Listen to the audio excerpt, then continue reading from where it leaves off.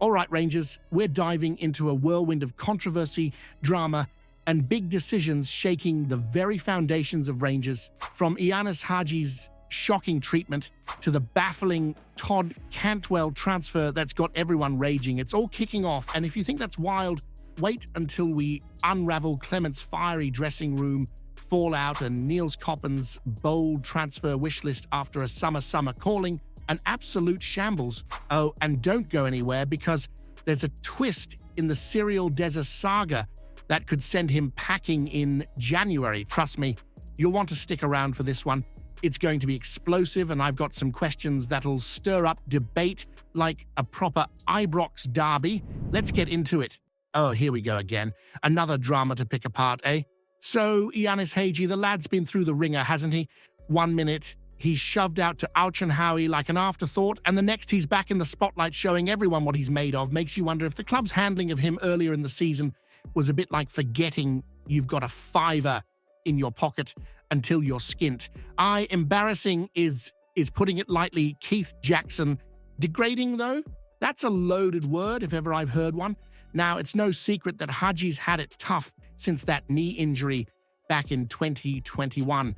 Then there was the spell at Alaves where, let's be honest, he didn't exactly set the world on fire, but here he is, staying put at Rangers and giving Clement and the rest a reason to take notice. That wee stint against Dundee United and the spark he showed at McDiarmid Park are proof enough the guy's still got it. And let's not forget his magic against Kilmarnock, 2 assists, and suddenly it's like the club's remembered he exists. Funny how quickly opinions change when results come in, eh? The big question now is this: was Hagi's exile from the squad earlier in the season really down to footballing reasons, or is there something deeper going on behind the scenes? Was it mismanagement, or are there issues with how the club values its players? I'll leave that one for you to chew on. Well, this Todd Cantwell saga feels like one of those dodgy deals you'd hear about in the back of a Glasgow pub, doesn't it? £600,000 for a lad like Cantwell. That's barely enough to fix up a few pies and pints at Rangers, never mind sell off a player who, not that long ago, had us all thinking we'd found a midfield maestro. Keith Jackson calling it nonsense is putting it kindly.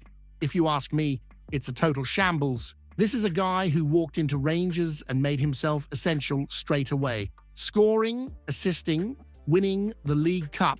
He gave us moments that stick in the memory, and now shipped off to Blackburn for what, buttons, as Jackson says. Honestly, we'd have got more for him at a car boot sale. And the whole "we made £810,000 from 5 players" spiel at the AGM, that's the kind of thing that makes you want to bang your head on the nearest brick wall. Now, I get it, Cantwell wasn't exactly pulling up trees towards the end, and Clement clearly didn't fancy him, but that doesn't excuse the board for selling him for a packet of crisps when his potential value was much higher. Then again, when was the last time we got top dollar for anyone, eh?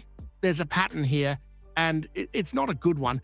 Here's the £1 million question for you, though. Have the Rangers Chiefs lost the plot when it comes to player sales, or are we, the fans, expecting too much from a board that clearly can't get its act together? The AGM chat where every Rangers fan tunes in hoping for a glimmer of clarity and ends up with more questions than answers. So, John Gilligan reckons Philippe Clement is still the man for the job, despite the rocky start. Fair enough. The 6-0 battering of Kilmarnock did lift the mood a bit, but let's not kid ourselves. One game doesn't erase 11 points behind that lot, and hearing Gilligan admit he's made decisions under duress doesn't exactly scream confidence, does it? Feels like someone's been watching too many episodes of Succession. Clement's doing the big talk about hard work, rebuilding, and keeping the Rangers culture alive. That's all well and good, but football's a results business, and we've not exactly been lighting it up. He's right about the numbers, though. We can't go back to the dark days of administration. Still, it's a fine line between sustainability and letting the standards slip. The day we lower that bar, Rangers is not Rangers anymore. A proper rallying cry, that but actions speak louder than words. January's looming, and the transfer window could make or break Clement's tenure. Here's one for you. Are the board and Clement right to focus on the long-term rebuild, or have we lost sight of what really matters? Winning now? How long do we wait before demanding better?